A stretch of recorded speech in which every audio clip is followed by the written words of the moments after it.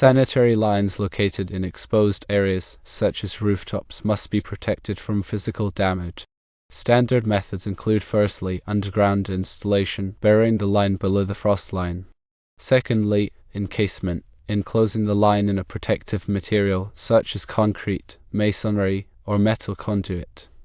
Thirdly, shielding, installing a physical barrier, such as a metal shield or guardrail, to prevent accidental damage. In exceptional cases, where standard protection methods are impractical or infeasible, an alternative approach may be considered with the approval of the authority having jurisdiction. This approach may involve firstly, engineering design, providing a detailed engineering design that demonstrates the ability of the line to withstand potential impact forces.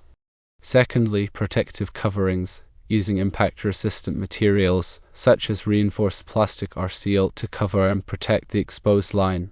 Thirdly, warning signs and safety measures, posting prominent warning signs and implementing safety measures to prevent accidental damage.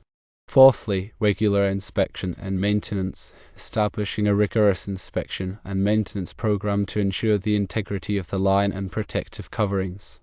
There are no specific exceptions in the International Plumbing Code or International Mechanical Code that allow for unprotected sanitary lines on generator or transformer room roofs.